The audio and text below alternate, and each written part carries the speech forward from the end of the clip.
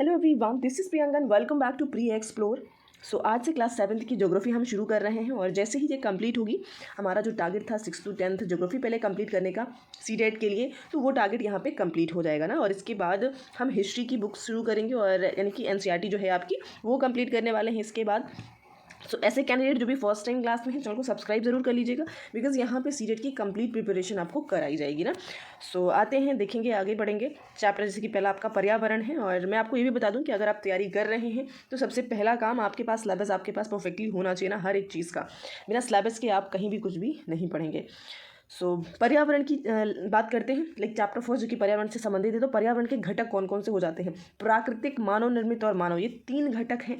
अब प्राकृतिक में देखोगे आप तो जैव मंडल आपका आ जाता है, स्थल मंडल, वायुमंडल और जल मंडल। जैव मंडल क्या है? ये अपने आप में इन तीनों मंडल को इंक्लूड करके चलता है, तो उसे हम जैव मंडल कह देते हैं। मानव निर्मित वो सारी चीज़ें जो इंसानों के द्वारा बनाई गई हैं, सब मानव निर्मित में आ जाती हैं। और मानव जैसे कि एक व्यक्ति कह लीजिए, या फिर उसका परिवार हो, समुदाय हो, प्रॉपर ग्रुप हो ना, उनके धर्म, शैक्षिक, आर्थिक, राजनीतिक स्थिति, ये सारी चीज़ें ह्यूमन बींग से ही रिलेटेड होती हैं, इंसानों से रिलेटेड होती हैं, क्योंकि उन्होंने ही इसका निर्माण किया हुआ है। हम बात करते हैं पर्यावरण की, तो किसी भी जीवित प्राणी के चारों ओर पाए जाने वाले जो भी लोग, वस्तु, स्थान, हर एक चीज़, वो सब पर्यावरण आपका कहलाएगा। और ये 2 तरह के होते हैं, जीवित होता है, दूसरा निर्जीव होता है। जीवित में पेड़ पौधे और जंतु आ जाते हैं, निर्जीव में स्थल, सागर, पहाड़, पर्वत, ये सारी चीज़ें निर्जीव में आ जाती हैं। ठीक है, नेक्स्ट बात करते हैं प्राकृतिक पर्यावरण की। सो यहाँ पे आप देखोगे ना, तो भाई जैव मंडल जो कि आप पिक्चर में देख सकते हो, जैव मंडल जहाँ पे हर एक चीज़ इंक्लूड होता है, यानी कि जल मंडल, स्थल मंडल, वायुमंडल, तो उसे ही हम जैव मंडल कह देते हैं।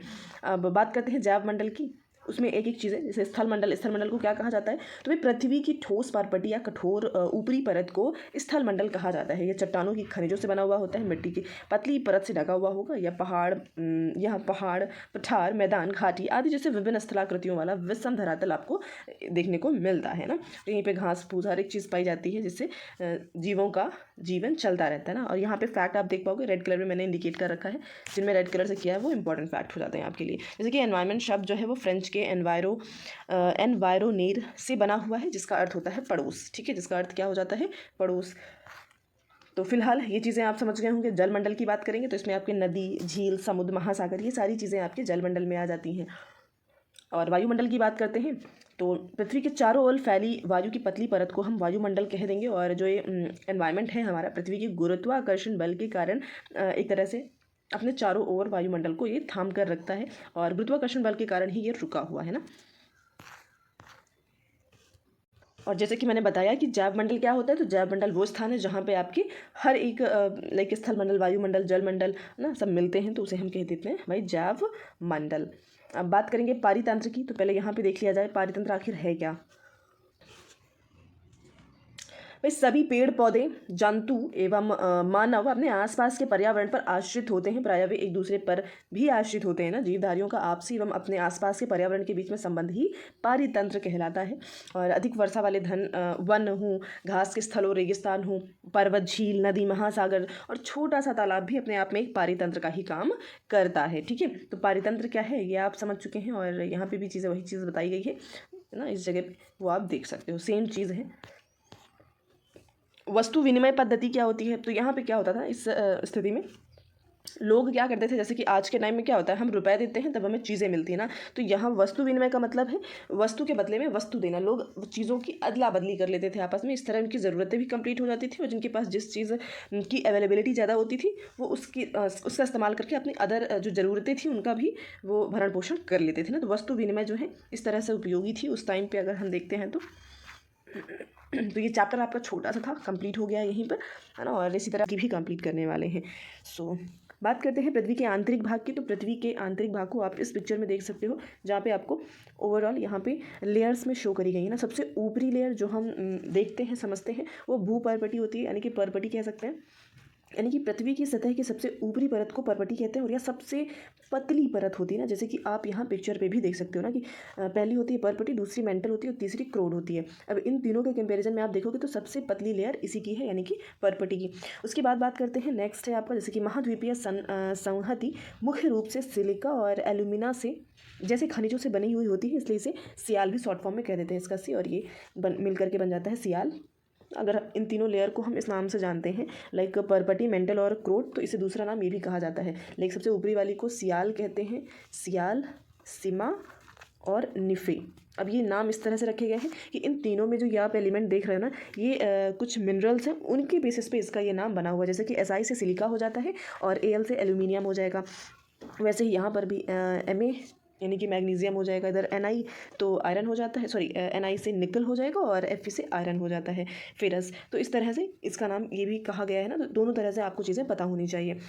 तो यहाँ पे सिलिका और एल्यूमिना सबसे ज़्यादा पाया जाता है, जिस वजह से इसे सियाल कह देते हैं। दोनों का फुल फॉर्म आप देख पा रहे हो, सिलिका और एल्यूमिनियम कहा जाता है। महासागर की परपटी मुख्यतः सिलिका एवं मैग्नीशियम की बनी हुई होती है, इसीलिए इसे सीमा भी कह देते हैं ना। सीमा यानी कि सिलिका, वही जो अभी हमने ऊपर बात करी, और Ma यानी कि मैग्नीशियम कहा जाता है। अब परपटी के ठीक नीचे मेंटल होता है, जो कि लगभग 2900 किलोमीटर एक तरह से गहराई इसकी होती है, ठीक है। और सबसे आंतरिक क्रोड होता है, सबसे अंदर क्रोड होता है, जो कि हमने पिक्चर में देखा।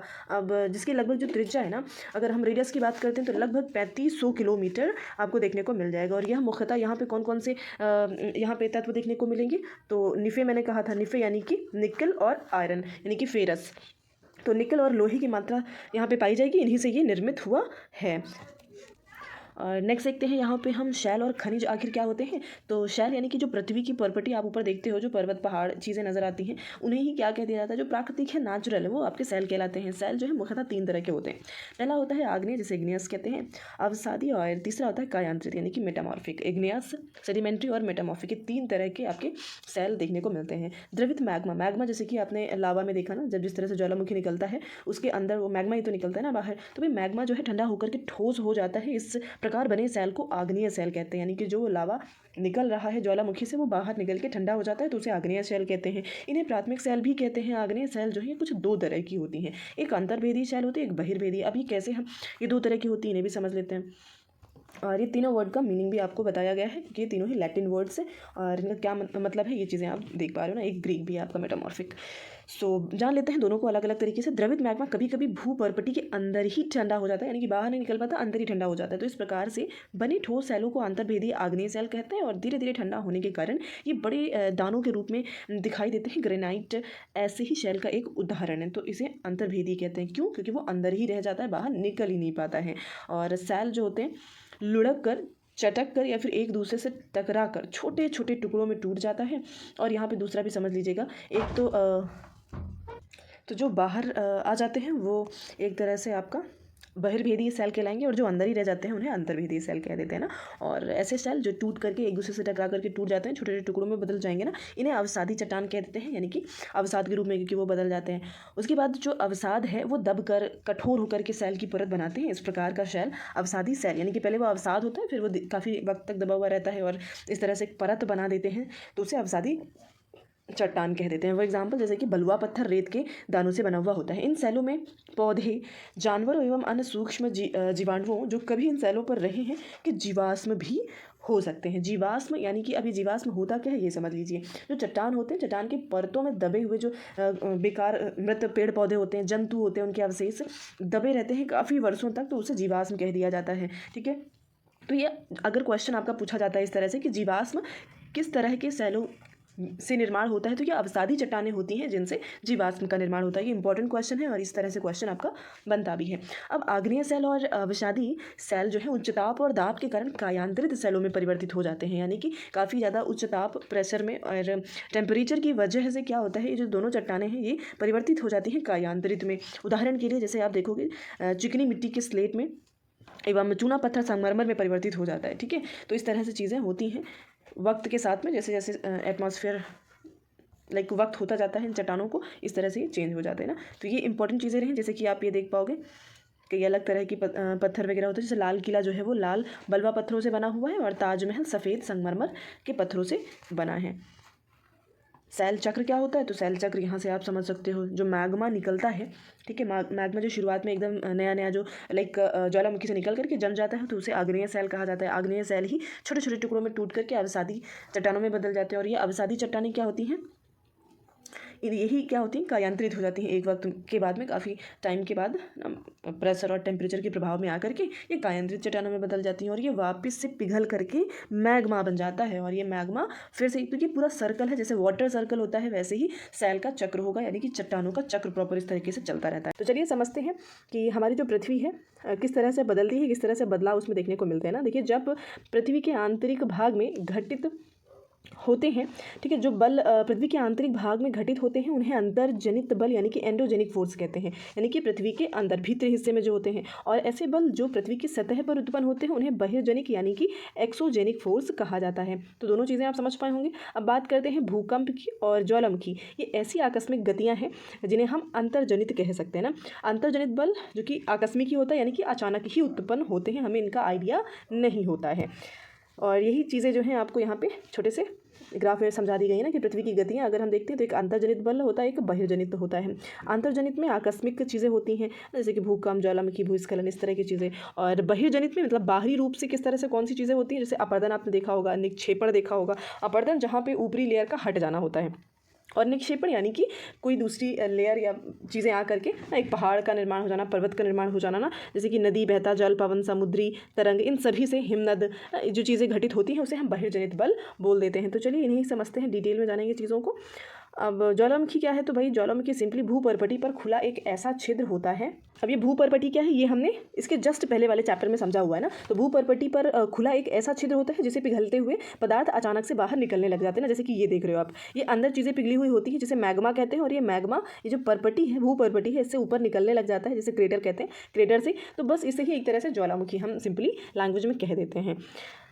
आगे कह रहे हैं कि स्थल मंडलीय प्लेटों के गति करने पर पृथ्वी की सतह पर कंपन होता है, और ये कंपन चारों ओर गति करता है। इस कंपन को भूकंप कहा जाता है। ठीक है, अब भूकंप से रिलेटेड फैक्ट आपको ये पता होनी चाहिए कि उद्गम केंद्र क्या है ना, और अधिकेंद्र क्या कहलाता है। तो ये सारी चीज़ें पता होनी चाहिए। जैसे कि मान लीजिए ये सरफेस है, पूरा जमीन का टुकड़ा है, और उद्गम केंद्र क्या होता है, वह स्थान जहाँ पे भूकंप उत्पन्न होता है वह भूकंपीय ऊर्जा उद्गम केंद्र कहलाती है, यानी कि जिस जगह पे ये उत्पन्न हुआ है और अंतर्जनित है, यानी कि पृथ्वी के अंदर ही चीज़ें डिस्टर्ब होती हैं, उसके बाद ही चीज़ें भूकंप आता है। तो ये अंदर चीज़ें हुई, और फिर उसके बाद तरंग क्या है, ऊपर की तरफ गया। जहाँ पे जिस जगह पे नीचे उत्पन्न हुआ है पहले वहीं पे ऊपर ही तो पहुंचेगा ना। तो जिस जगह पे ये सरफेस पे आता है, भूपर्पटी पे आता है, उसे अधिकेंद्र कह दिया जाता है ना। और इसकी फिर जो ये आप देख रहे हो कि इस तरह से ये फैल रहा है आगे की तरफ, तो इसे आप भूकंपीय तरंगे जो है सभी दिशाओं में बाहर की तरफ फिर फैलने लग जाती हैं, इस तरह से फैल जाती है। तो इसे कहा जाता है भूकंप। अब उद्गम केंद्र क्या है, अधिकेंद्र क्या है, वो आप समझ गए होंगे। अब इंपॉर्टेंट फैक्ट यहाँ पे साइड में दिया गया है आपको कि जो भूकंपीय तरंगे हैं 3 तरह की होती है ना। पहली है पी तरंग,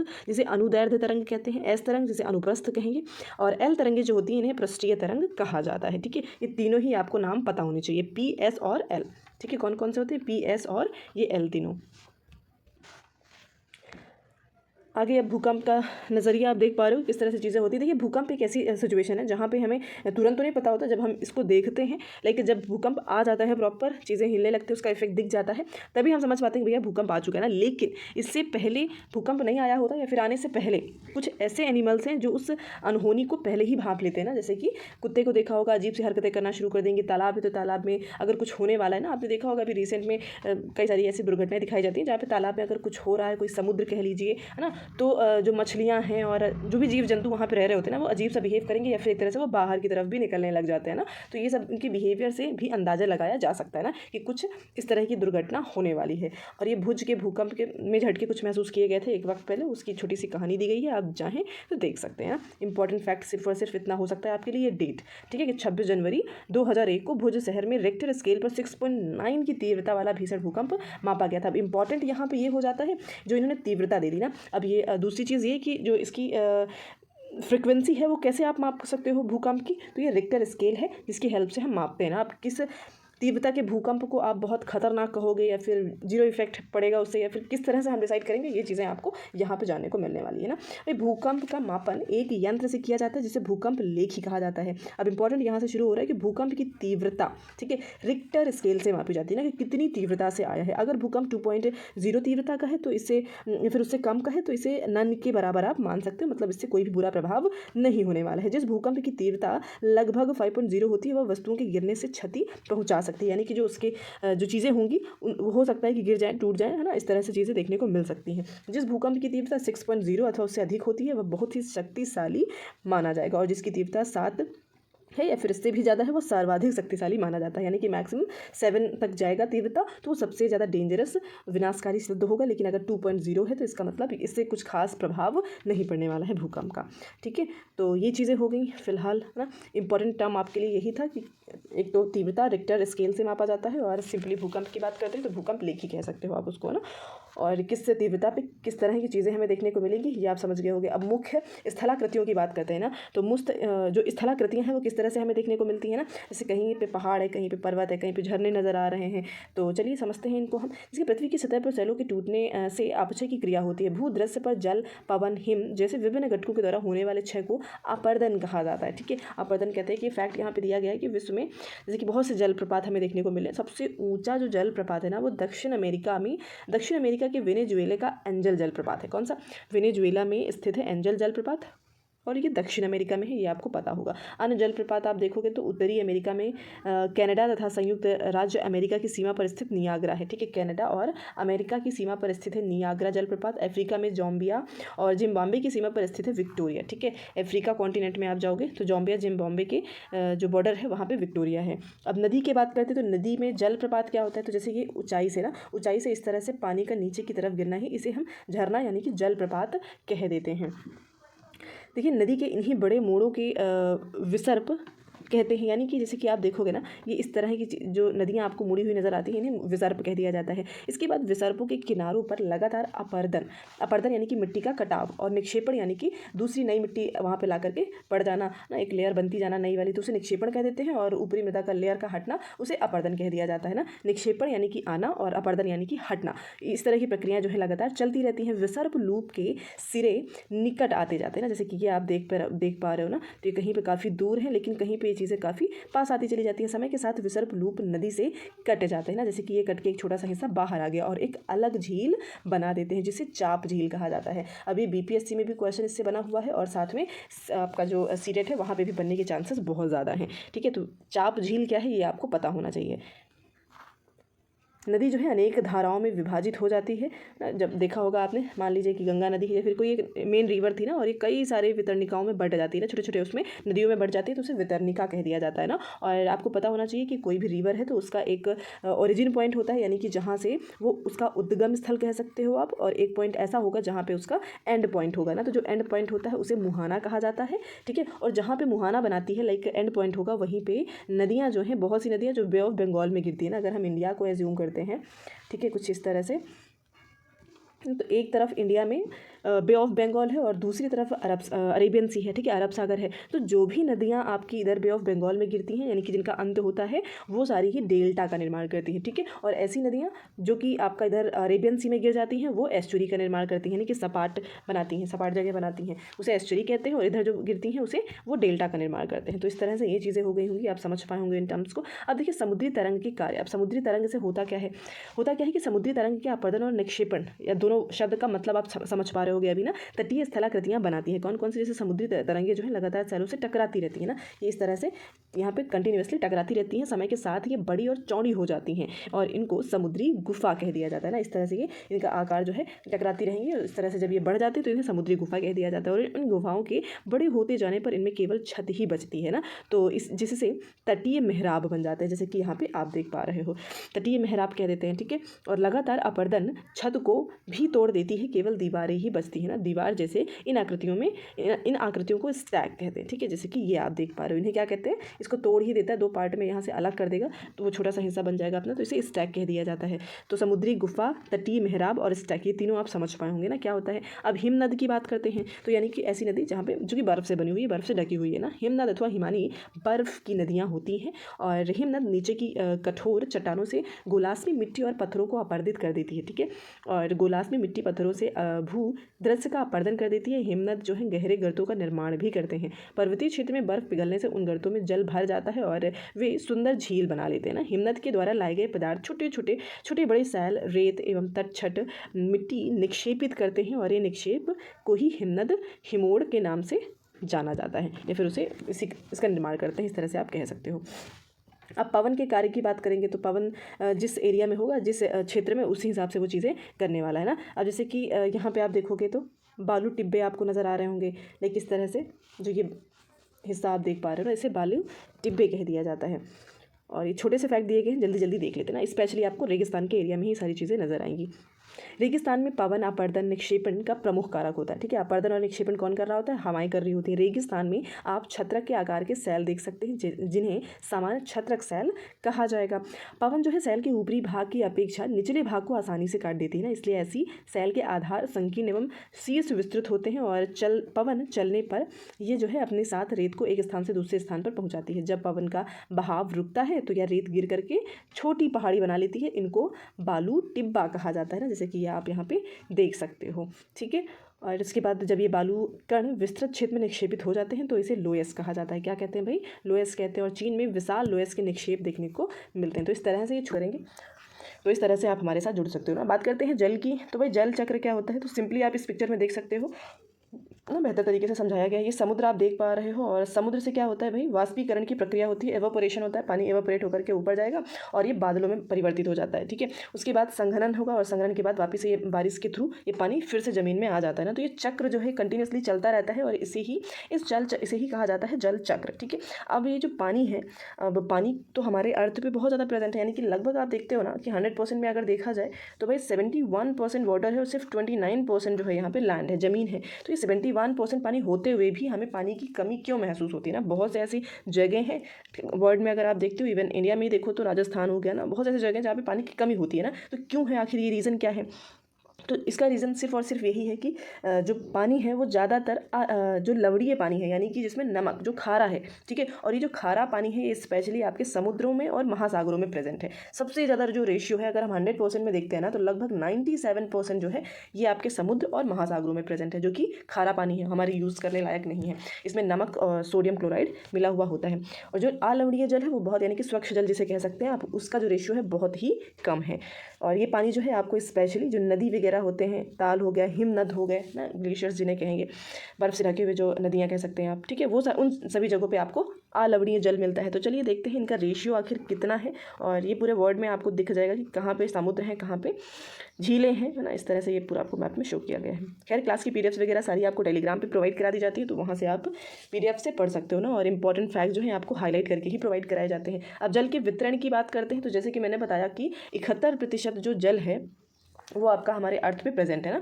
तो पृथ्वी की सतह का 3/4 भाग जल से ढका हुआ है। ठीक है, पूरे अर्थ का हम अगर देखते हैं तो 3/4 भाग पानी से ढका हुआ है, फिर भी हमें पानी की कमी महसूस होती है ना।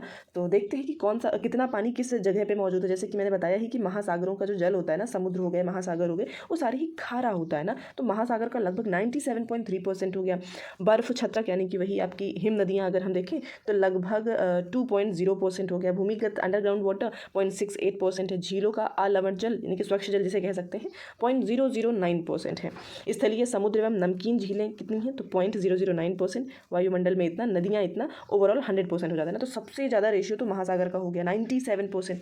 ठीक है, तो 97% अगर महासागरों में है तो मतलब ये पानी कैसा है? खारा है, जो कि हमारे यूज़ करने लायक नहीं है। तो इस तरह से पानी की कमी यानी कि स्वच्छ जल बहुत कम मात्रा में, तो इसलिए भाई पानी को वेस्ट नहीं करना चाहिए। अब बात करते हैं, ये फैक्ट इंपॉर्टेंट है, ये दिया गया है।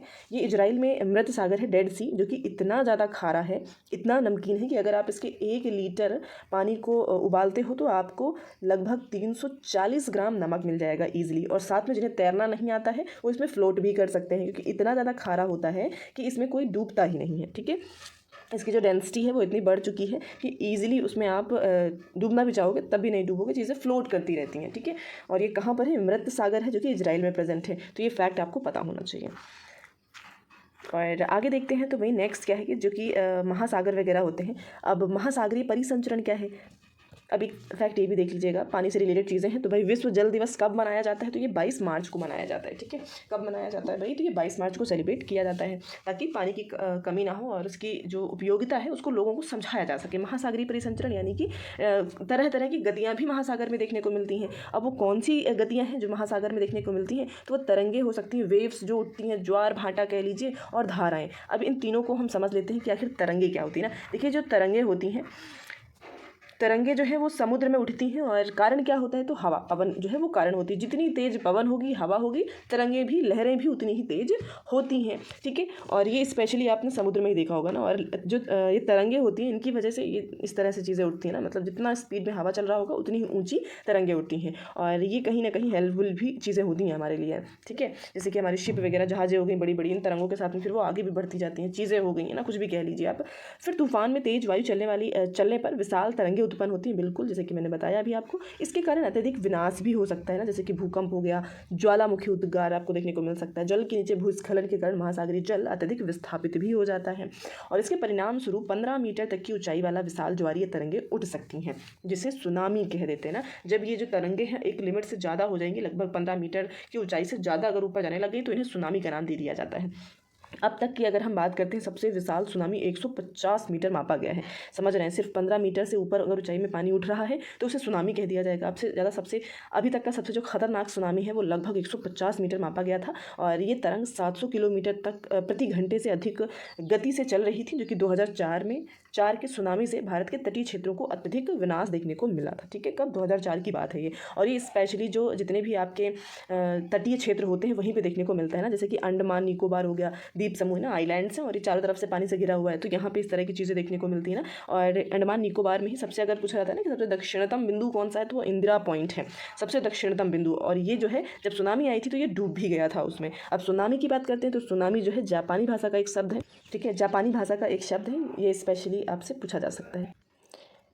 आगे देखते हैं। अभी सुनामी जो है इसका एक छोटा सा दिया गया है आपको कि कहाँ पे सुनामी आया था, कितना ज़्यादा डेंजरस था ना, किस तरह से चीज़ें देखने को मिली थी ना। अब जैसे तमिलनाडु हो गया ना, जितने भी तटीय वाले क्षेत्र हैं स्पेशली वहाँ पे आपको ये सब सुनामी की जो दुर्घटनाएं हैं देखने को मिलती है ना। अब ज्वार भाटा की बात कर लेते हैं। देखिए, दिन में दो बार नियम से महासागरीय जल का ऊपर उठना और नीचे गिरना ही ज्वार भाटा कहलाता है। जब सर्वाधिक ऊंचाई तक उठ करके जल तट के बड़े हिस्से को डुबो देता है तो उसे ज्वार कहा जाता है, यानी कि ऊपर उठने को ज्वार कहते हैं और अपने निम्नतम स्तर पर जब वो नीचे की तरफ चला जाता है तो उसे भाटा कहा जाता है, ठीक है। तो ज्वार और भाटा दोनों परिघटनाएं आप समझ गए क्या होती हैं। अभी आखिर कारण क्या है ये पानी ऊपर उठने का, नीचे आने का? देखिए, सूर्य और चंद्रमा के शक्तिशाली गुरुत्वाकर्षण बल के कारण पृथ्वी की सतह पर ज्वार भाटा आते हैं, ठीक है। सूर्य और चंद्रमा की वजह से जब पृथ्वी का जल चंद्रमा के निकट होता है तो उस समय चंद्रमा के गुरुत्वाकर्षण बल से जल अभिकर्षित यानी कि आकर्षित होता है, जिसके कारण उच्च ज्वार आते हैं।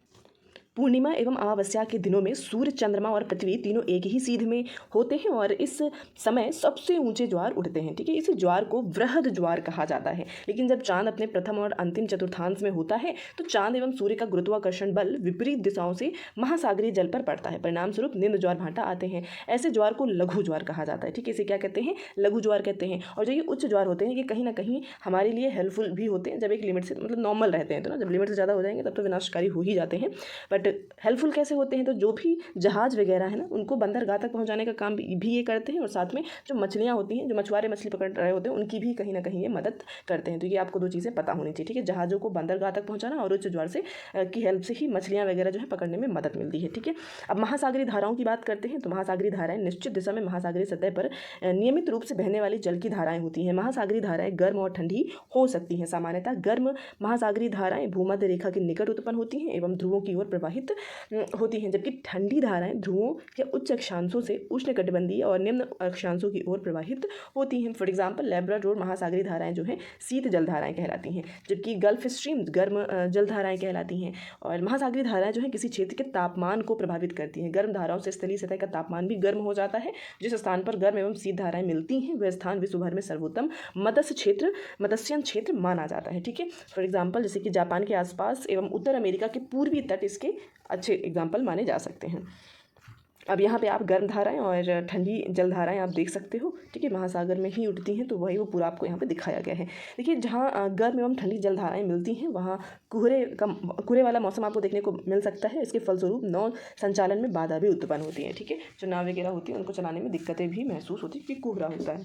तो इस अनाउंसमेंट भी हो चुका है और बहुत जल्दी उसका नोटिफिकेशन आएगा और एग्जाम भी उतनी ही जल्दी करा लिया जाएगा ना। तो उसकी प्रिपरेशन कर रहे हो या फिर आप सीटेट देने वाले हो जुलाई में, तो जरूर इन क्लासेस को लीजिएगा, ठीक है। आपको जो पीडीएफ्स वगैरह हैं आपको प्रोवाइड करा दी जाती है जाती हैं, इस तरह से चीज़ें हाईलाइट करके दी जाती हैं ताकि आप इजीली दोबारा जो भी रिवाइज करें ना तो इसी से कर पाएँ। सो अमेजन बेसिन है क्या आखिरकार, ये समझ लेते हैं। देखिए अमेजन बेसिन जो है ये कॉन्टिनेंट आपका जो दक्षिण अमेरिका है ना, अमेरिका, उत्तरी अमेरिका, दक्षिणी अमेरिका, तो हम यहाँ पे बात करते हैं दक्षिणी अमेरिका की। और ये जो आप नदी देख पा रहे हो अमेजन नदी है, और इसका प्रवाह तंत्र आप देख पा रहे हो कि कितनी नदियाँ किस तरह से इसका किन किन कंट्रीज़ में दक्षिण अमेरिका में आपको देखने को मिलता है ना। तो इस पूरे एरिया को अमेजन बेसिन का नाम दे दिया गया है। और यहाँ की मिट्टी कैसी होगी, यहाँ पे लोगों का जीवन किस तरह से वो अपना व्यतीत करते हैं, हर एक फैक्टर यहाँ पे इस चैप्टर में आपको जानने को मिलेगा, जो कि एग्जाम में पूछे भी जा सकते हैं आपके। सो बात करते हैं तो भाई उष्णकटिबंधीय प्रदेश कर्क रेखा मकर रेखा के मध्य स्थित होता है। ठीक है, कौन सी रेखा, कर्क रेखा आप जानते हो, ट्रॉपिक ऑफ कैंसर और ट्रॉपिक ऑफ कैप्रिकॉर्न, इनके बीच का जो एरिया होता है ना उसे उष्णकटिबंधीय प्रदेश कहा जाता है, जहाँ पे अच्छा खासा गर्मी पड़ता है। और भूमध्य रेखा के 10 डिग्री उत्तर से 10 डिग्री दक्षिण के मध्य के भाग को भूमध्य रेखीय प्रदेश कहा जाता है। अब जो अमेजन है, अमेजन नदी इसी प्रदेश से होकर के गुजरती है, और यह पश्चिम में पर्वतों से निकल करके पूर्व में अंध महासागर में जाकर के गिर जाती है। इसका प्रवाह अगर आप देखोगे मैप में तो इधर यहाँ से इसका उद्गम है कहीं, और इधर से बहते हुए इधर जाकर के ये अंध महासागर में गिर जाती है। आगे क्या कहते हैं, मुहाना और उद्गम, आपको ये दोनों पॉइंट ऑलरेडी पता है, हमने बहुत अच्छे से डिस्कस भी किया हुआ है ना। देखिए उद्गम क्या होता है, जहाँ से नदी का उद्गार हुआ, जहाँ से निकली हुई है ना एक तरह से, और मुहाना जहाँ पे जाकर के वो किसी बड़ी महासागर या सागर में विलीन हो जाती है, तो उससे उसका मुहाना कह दिया जाता है। तो आप दोनों चीज़ समझ चुके हैं कि जो अमेजन नदी है वो इधर पहाड़ों से निकलती है और उसके बाद जाकर के अंध महासागर में विलीन हो जाती है, वो उसका मुहाना है। अमेजन नदी में बहुत सारी नदियाँ हैं जो कि छोटी छोटी नदियाँ हैं जो कि आगे मिलती हैं और एक बड़ा प्रवाह तंत्र बनाती हैं, जिन्हें सहायक नदियाँ कह दी जाती है ना। और यह नदी बेसिन जो है ब्राज़ील के भागों में, पेरू, किस किस कंट्रीज़ में फैला हुआ है ये देख लीजिए ना। ब्राज़ील आपको देखोगे मैप में तो पेरू के कुछ भागों में, बोलीविया, इक्वाडोर, कोलंबिया, वेनेजुएला के छोटे भाग से अपवाहित होती है, यानी कि बहती है। सो जैसे कि यहाँ पे आप देख सकते हैं ना, ये आपका पेरू हो जाएगा, this is Brazil, Colombia, Venezuela, Guyana, Ecuador, तो ये सारे आपके कंट्रीज़ हैं जहाँ से होकर के अमेजन बेसिन गुजरता है। सहायक नदियों के बारे में बता ही दिया कि आखिर क्या होती है। अब यहाँ की जलवायु को समझ लेते हैं ना कि अमेजन बेसिन की जलवायु कैसी होती है। देखिए अमेजन बेसिन जो है भूमध्य रेखा के आसपास फैला हुआ है, जैसे कि हमने ऊपर देखा अभी, और पूरे वर्ष यहाँ पे गर्म एवं नम जलवायु रहती है। और यहाँ मौसम जो है दिन और रात में दोनों हिस्से में लगभग समान रहता है ना। बहुत जगह आप देखी होंगी जहाँ पे दिन में अच्छी खासी गर्मी होती है और रात में बहुत ज़्यादा ठंडक होती है, लेकिन यहाँ का जो एटमॉस्फेयर होगा दिन और रात लगभग बराबर होता है, गर्म एवं आधा ही रहता है। ठीक है, और शरीर में आपको चिपचिपाहट महसूस होगी, इस तरह से चीज़ें यहाँ पे देखने को मिलती हैं। तो जलवायु कैसा है ये आप समझ चुके होंगे। अब वर्षा वन की बात करते हैं तो देखिए इन प्रदेशों में अत्यधिक वर्षा के कारण यहाँ पे बारिश बहुत ज़्यादा होती है, जिसके कारण भूमि पर सघन वन पाए जाते हैं, यानी कि बहुत ज़्यादा घने जंगल पाए जाते हैं ना। इतने घने होते हैं कि एकदम छत का जैसे छत बन जाती है ना, और इवन अगर आप ऊपर से देखोगे तो आपको जमीन नजर भी नहीं आएगी। इवन सूर्य की किरणें जो है, सूर्य का जो प्रकाश है वो धरातल तक पहुँच ही नहीं पाता है, इतने ज़्यादा घने वन जंगल पाए जाते हैं। यहाँ की भूमि प्रकाश रहित एवं नम रहित है, नम बनी रहती है यहाँ पे, और यह केवल वही वनस्पति पनप सकती है यहाँ पे जिसमें छाया में बढ़ने की क्षमता हो। लाइक अगर उन पर एक तरह से धूप ना भी पड़े तो भी वो अपने आप को ग्रो कर सके, बढ़ सके, केवल वही वनस्पतियाँ यहाँ पे उग पाती है ना, क्योंकि जमीन तक नीचे तक जो सूर्य का प्रकाश है वो पहुंच ही नहीं पाता, बिकॉज इतने ज़्यादा घने जंगल पाए जाते हैं। और परजीवी पौधे के रूप में यहाँ पे आर्किड और ब्रोमिलॉयड पैदा होते हैं। ठीक है, ये तो ऐसे वृक्ष हैं, पेड़ हैं जो परजीवी है। परजीवी यानी कि ये दूसरे पौधे पे डिपेंड होते हैं और उनसे ही अपना खाना पानी जो भी चीज़ें हैं वो अपने नीड को फुलफिल करते रहते हैं ना। तो ये कौन से दो हैं ये आप नाम याद करके रखेंगे। आगे कह रहे हैं कि टूकन, गुंजन पक्षी, रंगीन पक्षी वाले मकाओं और भोजन के लिए बड़ी चोंच वाले विभिन्न प्रकार के पंछी जो कि भारत में पाए जाने वाले जो भी पंछी देखोगे ना उनसे बहुत ज़्यादा अलग आपको नजर आएंगे। कौन कौन से हैं, टूकन हो गया, गुंजन पंछी हो गया, रंगीन पक्षी। तो ये आप जैसे देख पा रहे हैं कि चोंच कितनी लंबी है, और ये क्यों होता है, क्योंकि ये भोजन वगैरह खाने के लिए इस तरह से इनकी बॉडी का शेप बना हुआ है। इनका जीवन इतना आसान नहीं होगा ना, जैसे कि आपने इंडिया में देखे होंगे तो छोटे छोटे चोंच होते हैं दाने चुगने के लिए इस तरह से ना, बाकी इनकी चोंच काफ़ी बड़ी नजर आएगी। और पिक्चर में भी देखोगे तो टूकन पंछी आपको नजर आ रहा होगा। और प्राणियों की बात करते हैं तो बंदर, स्लॉथ, चींटी खाने वाले टैपीर भी यहाँ पे आपको देखने को मिल जाएंगे, ये जानवर हैं। आगे देखते हैं तो मांस खाने वाली पिरान्या मत्स्य समेत मछलियों की विभिन्न प्रजातियां भी अमेजन नदी में आपको पाई जाएंगी ना। अब ये फैक्ट आपको याद होना चाहिए कि एक ऐसी मछली भी है जो मांस खाती है, और वो कौन सी है, पिरान्या मत्स्य। ठीक है, कौन सी है, पिरान्या मत्स्य, जो कि पाई कहाँ जाती है तो अमेजन नदी घाटी में ही आपको देखने को मिलेगी। अब ब्रोमिलाइड एक विशेष प्रकार का पौधा है जो कि अपनी पत्तियों में जल को संचित रखता है। ठीक है, अपनी पत्तियों में ही जल को कलेक्ट करके रखता है। मेढक जैसे प्राणी इन जल के पॉकेट का उपयोग अंडा देने के लिए करते हैं। तो ये फैक्ट आपको याद होना चाहिए, क्या पता भाई एनसीईआरटीज़ में है तो आपसे पूछ लिया जाए। आगे क्या कहते हैं भाई कि वर्षा वन के निवासी। अब कर्तन और दहन या फिर इसे को शिफ्टिंग कल्टीवेशन भी कहते हैं, दहन कृषि पद्धति भी कहा जाता है, जो कि हम ऑलरेडी पढ़ते हुए आ रहे होते हैं ना। अभी क्या है इसे हम समझ लेते हैं। अब ये अमेजन बेसिन की ही बात हो रही है, और वहाँ पे टैपियोका, अनानास, शकरकंद आदि इस तरह की जो चीज़ें हैं उगाई जाती हैं, और मछलियाँ वगैरह उनका भी शिकार किया जाता है, बट मिलना इतना ज़्यादा निश्चित नहीं होता है, जिसकी वजह से ये साग सब्जी और इस तरह की चीज़ें भी जो परिवार की औरतें होती हैं वो उगाती हैं, ताकि उनका जीवन भरण पोषण प्रॉपर चलता रहे, हर एक चीज़ करते रहे वो ना। और यहाँ पे कर्तन एवं दहन पद्धति भी प्रचलित है। ये क्या है ये आपको पता ही है ना, कि कोई जमीन का टुकड़ा होगा, उस जमीन के टुकड़े में जंगल कह लीजिए, जंगल है जहाँ पे खूब सारे पेड़ वगैरह उगे हुए होते हैं, उनको कट कर दिया जाता है उसी जगह पे, और उनमें आग लगा दिया जाता है और वो जल जाते हैं। ठीक है, और फिर उसी भूमि लाइक जो भी उसमें कुछ अलग से उर्वरक का इस्तेमाल ये नहीं करते हैं, उस भूमि की अपनी जो खुद की जो उर्वरक क्षमता होती है उसी का इस्तेमाल करते हैं और उसमें खेती करते रहते हैं। जब एक वक्त के बाद उन्हें महसूस होता है कि अभी इसकी उपजाऊ क्षमता खत्म हो गई है, तो उस जमीन के टुकड़े को छोड़ देते हैं और फिर वो आगे दूसरे इस तरह के टुकड़े को जमीन के टुकड़े को ढूंढते हैं और वहाँ पे सेम प्रोसेस को रिपीट करते हैं। और फिर कुछ सालों के बाद आएंगे तो वापस यहाँ पे फिर वही सिचुएशन हो जाता है, पेड़ पौधे चुके हैं खरपतवार ना, फिर से वो इसका इस्तेमाल कर सकते हैं। तो इसी को कहा जाता है दहन एवं कृषि, कर्तन एवं दहन कृषि पद्धति, कर्तन एवं दहन कृषि कहा जाता है ना। तो इस तरह से ये चीज़ आप, तो इसका भी इस्तेमाल अमेजन बेसिन में लोग जो है वो करते हैं। अब यहाँ पे जो मेन्यूक आप देख पा रहे हो ना, इसके बारे में कुछ फैक्ट दिए गए हैं और यहाँ से क्वेश्चन बने भी हैं आपके ना, तो ध्यान से इसको सुनिएगा। अब ये कर्तन एवं दहन कृषि पद्धति जो है इस्तेमाल कहाँ करी जा रही है? बेसिन में, अमेजन बेसिन में करी जाती है। और इनका मुख्य आहार मेन्यूक है, जिसे कसावा भी कहा जाता है। यह आलू की तरह जमीन के अंदर पैदा होने वाला एक तरह की सब्जी है, कह लीजिए ना। ये चींटियों की रानी एवं अंडकोश भी खाते हैं, यानी कि जो चींटियाँ होती हैं उनकी जो रानी और उनका जो अंडकोश है उसको भी खाना पसंद करते हैं जो भी लोग अमेजन बेसिन में रहते हैं। कॉफी, मक्का, कोको जैसी नगदी फसल भी यहाँ पे उगाई जाती है।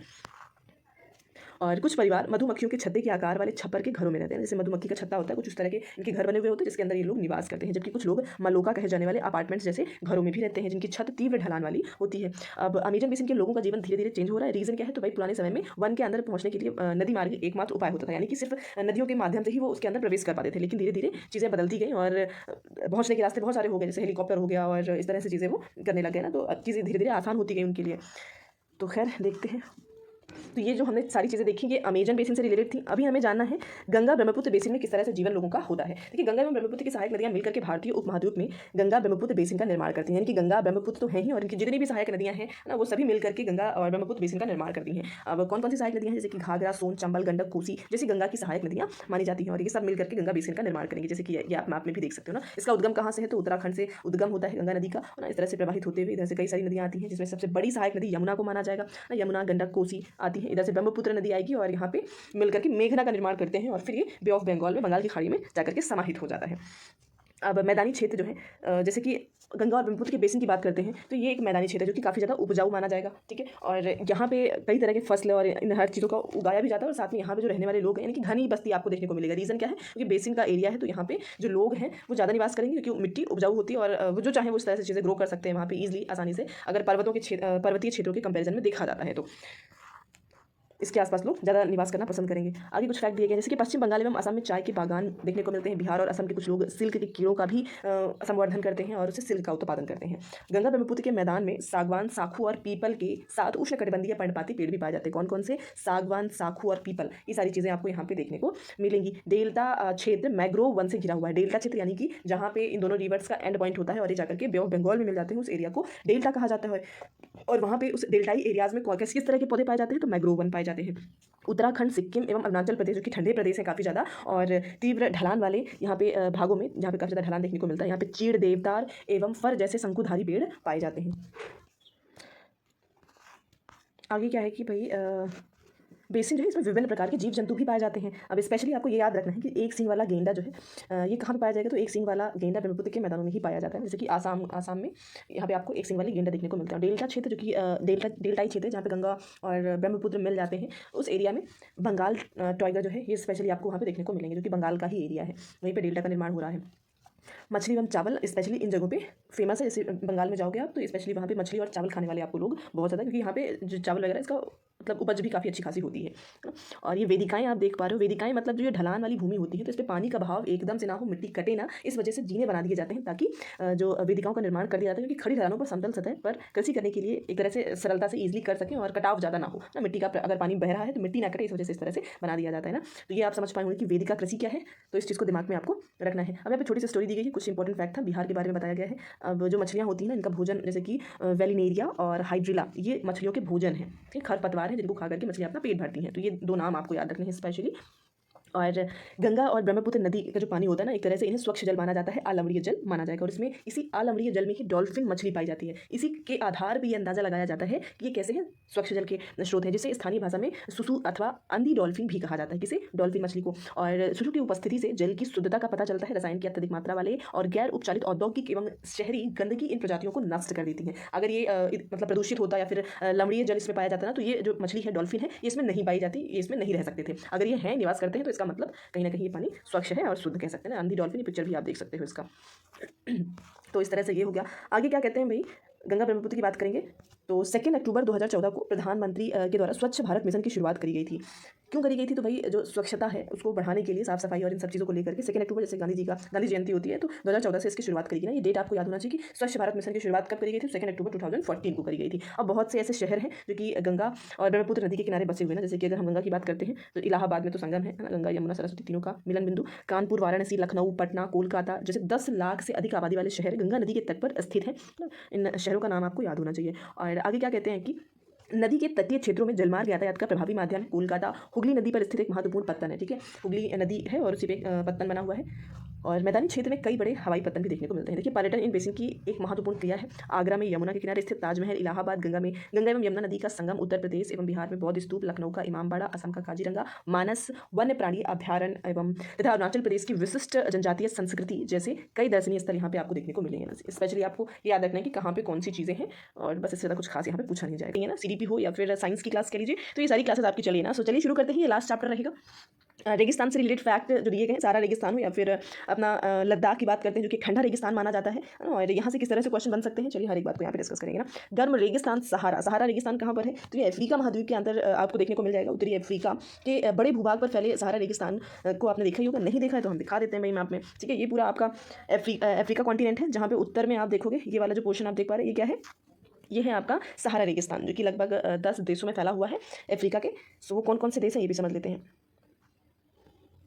यह विश्व का सबसे बड़ा रेगिस्तान है ना, पूरे विश्व का सबसे बड़ा रेगिस्तान है। लगभग 8.54 लाख वर्ग किलोमीटर के क्षेत्रफल में ये फैला हुआ है। भारत की अगर हम एरिया की बात करते हैं तो वो 32.8 लाख वर्ग किलोमीटर है, जैसे कि ये देख सकते हो। और सारा रेगिस्तान जो है लगभग 11 देशों से घिरा हुआ है, यानी कि 11 देशों में फैला हुआ है, जो कि है अल्जीरिया, चाड, मिस्र, Libya, Mali, Mauritania, Morocco, Niger, Sudan, Tunisia और पश्चिम सहारा है ना। ये सारी ही कंट्रीज़ हैं जहाँ पे लगभग 11 हैं जहाँ पे सहारा मरुस्थल फैला हुआ है। जैसे कि आप मैप में भी देख सकते हो ना, अल्जीरिया, लीबिया, मिस्र, पश्चिम सहारा, मौरिताना, माली, नाइजीरिया, चाड, सूडान, इन सभी देशों में है। आगे क्या कहते हैं कि यहाँ की जलवायु वगैरह जो है ना वो किस तरह की होती है। देखिए, सहारा रेगिस्तान की जलवायु अत्यधिक गर्म और शुष्क होती है, क्योंकि भाई सारा रेगिस्तान है तो वहाँ का एटमॉस्फेयर भी वैसा ही है। और दिन के वक्त में लगभग 50 डिग्री सेल्सियस तक टेम्परेचर पहुँच जाता है, और रातें उतनी ही ठंडी होती है ना, टेम्परेचर लगभग 0 डिग्री सेल्सियस पे पहुँच जाता है, यानी कि बर्फ जम जाती है अच्छी खासी रात के वक्त में। दिन के वक्त में 50 डिग्री सेल्सियस होता है। अब यहाँ पे एक फैक्ट दिया गया है कि सहारा के अल जीजिया क्षेत्र में जो त्रिपोली लीबिया के दक्षिण भाग में स्थित है, और यहाँ का सबसे अधिक तापमान 1922 में जो है यहाँ पे देखा गया था, लगभग 57.7 डिग्री सेल्सियस दर्ज किया गया था ना। अल्जीजिया जो कि विश्व का सबसे ज़्यादा गर्म जगह मानी जाती है ना, वो कौन सी है? तो अल्जीजिया हो जाती है, और उसमें भी एक पर्टिकुलर जगह दी गई जिसका टेम्परेचर लगभग इतना जो है दर्ज किया गया था। अब यहाँ पे वनस्पति और किस तरह के प्राणी जो है निवास करते हैं वो समझ लेते हैं। देखिए, स्पेशली जो है जैसे कि रेगिस्तान का एरिया है तो कैक्टस, खजूर के पेड़, एकेशिया, ये सारी चीज़ें जो है यहाँ पे आपको देखने को मिलेंगी ना। और कुछ स्थानों पर जो मरुद्यान है वहाँ पे खजूर के पेड़ भी आपको उगे हुए नजर आएंगे। और जीवों की बात करते हैं तो लकड़बग्गा, सियार, लोमड़ी, बिच्छू, सांप, ये कई तरह की प्रजातियाँ आपको देखने को मिल सकती हैं, है ना। और बात करते हैं लोग कौन से जनजातियाँ यहाँ पे निवास करती हैं, तो यहाँ का जो मौसम है ना काफ़ी ज़्यादा कष्टकारी होता है, यानी कि बहुत ही डिफिकल्ट लाइफ होती है जो भी इन एरियाज़ में पड़ जाते हैं ना। विभिन्न समुदायों के लोग निवास करते हैं, जैसे कि बेदुइन और तुआरीग। ठीक है, ये 2 तरह की जनजातियाँ जो है यहाँ पे शामिल हैं। और ये चलवासी प्रजाति की होती है, यानी कि एक जगह पर रुकते नहीं है, ये ठहरते नहीं है। इनका जीवन ऐसा होता है ना कि डेरा डालते हैं कहीं पर भी, वहाँ रुकेंगे प्रॉपर, और उस वक्त उस जगह पर रुकते हैं पर्टिकुलर टाइम तक, जब तक चीज़ें आसपास उन्हें मिलती रहती हैं। जैसे ही खत्म होती है, रिसोर्सेज खत्म होते हैं, वो दूसरे स्थान पर चल देते हैं ना। और इनके साथ कुछ जानवर भी होंगे, जैसे कि भेड़, बकरी, ऊँट, घोड़े, और यही इनका एक तरह से जीवन को चलाने का काम करते हैं, क्योंकि हर जानवर से इन्हें कुछ ना कुछ मिलता है। ठीक है, इन पशुओं से इन्हें दूध भी मिलेगा, और इनकी खाल जब ये खत्म हो जाते हैं, मर जाते हैं, तो इनकी खाल से ये पेटी, जूते, पानी की बोतल बनाने के लिए चमड़ा भी प्राप्त कर लेते हैं। तथा पशुओं के बालों का उपयोग चटाई, कालीन, कपड़े, कंबल बनाने के लिए करते हैं। और धूल भरी आंधियों एवं गर्म वायु से बचने के लिए ये लोग भारी वस्त्र भी इन्हीं के चमड़ों से ही बना लेते हैं ना। अब सहारा में मरुस्थान और मिस्र में नील घाटी में जो लोग निवास करते हैं ना, ये काफ़ी जगह जो है इनके लिए अच्छी होती है, अच्छा माना जाता है। और क्योंकि पानी भी इन्हें मिल जाता है नील घाटी से, मिस्र की नील घाटी से, और मरुद्यान वगैरह जो भी होता है, तो ये हेल्पफुल होगा। और बहुत सारी फसलें हैं जो यहाँ पे ये उगाते भी हैं ना। इसके जो ऊपर हमने देखी थी, उसके अलावा इतर यानी कि चावल, गेहूँ ना, जौ, सेम, ये सारी चीज़ें भी ये उगा पाते हैं यहाँ पर। और ये फैक्ट अलग से दिया गया है कि मिस्र में उगाए जाने वाले जो कपास है ना वो पूरे विश्व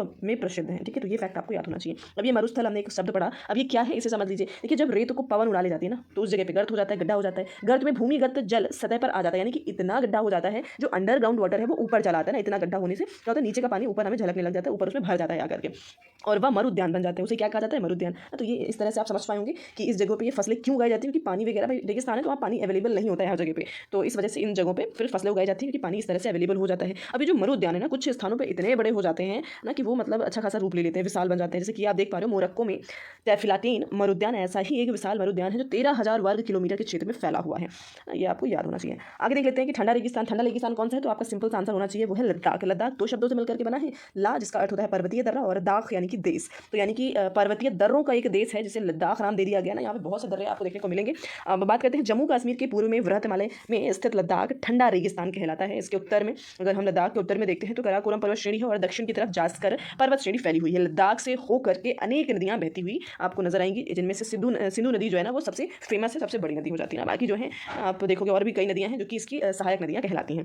अभी जो नदियां हैं गहरी घाटियों या फिर महाखंडू या फिर गाज कह लीजिए उसका निर्माण करती हैं। और लद्दाख में बहुत सी हिमानियाँ भी आपको देखने को मिलेंगी, जैसे कि ग्रैंगी हिमानी आपको लद्दाख में देखने को मिल जाती है ना। और लद्दाख में ही स्थित है विश्व का सबसे ऊंचा जो यहाँ पे लड़ाई भी हुई थी, है ना, जिसे हम कारगिल कहते हैं। कारगिल लगभग 3,000 मीटर ऊंचाई पर है, तो वहीं पर काराकोरम लगभग 8,000 मीटर की ऊंचाई पर आपको देखने को मिल जाता है।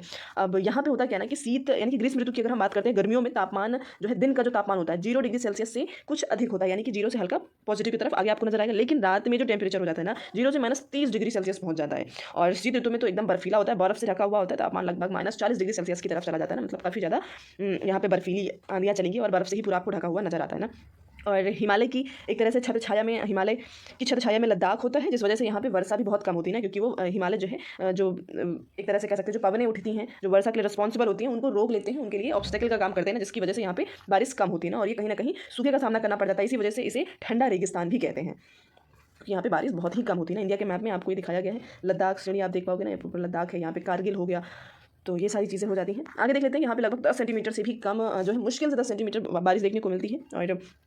और ऐसा भी होता है कि सूर्य का तापमान भी यहाँ पे बहुत ज़्यादा देखने को मिलता है ना, मतलब बहुत दिक्कत है, ठंडी है तो ठंडी भी बहुत ज़्यादा है, और गर्मी की बात करें तो गर्मी भी दिन के वक्त में सूर्य का तापमान भी बहुत ज़्यादा यहाँ पे देखने को मिल जाता है ना। अगर मान लीजिए कि आपके बॉडी का एक हिस्सा सूर्य के प्रकाश में और दूसरा हिस्सा लाइक उसे सूर्य के प्रकाश में नहीं है, तो आप ऊष्मा घात और तुषार घात से भी ग्रसित हो सकते हैं, यानी कि बहुत ही ज़्यादा गर्मी जो हिस्सा सूर्य के प्रकाश में रहेगा उसमें महसूस होगी, और जो नहीं होगा उसमें ठंडी का भी एहसास आपको एक साथ में दोनों ही फीलिंग समझ में आ जाएंगी ना। भाई लद्दाख को खापा चान भी कहा जाता है, जिसका अर्थ होता है हिमभूमि। हिमभूमि यानी कि बर्फ से ढका हुआ, या फिर हर जगह आपको हिमानियाँ वगैरह देखने को मिल जाती हैं अच्छी खासी। अब यहाँ पे वनस्पति और प्राणी जगत की बात करते हैं, तो पेड़ पौधे जो है यहाँ पे बहुत कम ही आपको देखने को मिलेंगे, विरल वनस्पति देखने को मिलती है। और घाटी में सरपत और पॉपुलर के उपवन देखने को मिल सकते हैं। ग्रीष्म ऋतु में सेब, खुबानी, अखरोट जैसे पेड़ यहाँ पे उगते हैं। और लद्दाख में पक्षियाँ भी आपको देखने को मिलेंगी ना, कई तरह की प्रजातियाँ जैसे कि रॉबिन, रेड स्टार्ट, तिब्बती स्नोकॉक, रेवन एवं हूप यहाँ पर पाए जाने वाले सामान्य पंछी हैं। और लद्दाख के पशुओं में जंगली बकरी, जंगली भेड़, याक एवं विशेष प्रकार के कुत्ते आदि पाए जाते हैं। इन पशुओं को दूध, मांस एवं खाल प्राप्त करने के लिए पाला जाता है, और याक के दूध का उपयोग पनीर और मक्खन बनाने में किया जाता है। जबकि जो भेड़ और बकरियाँ हैं उनके बालों का जो इस्तेमाल है वो ऊन बनाने के लिए करते हैं ना। वहाँ पे एक पश्मीना गोट पाई जाती है जिसके हेयर का इस्तेमाल करके पश्मीना शॉल बनाया जाता है, जो कि लगभग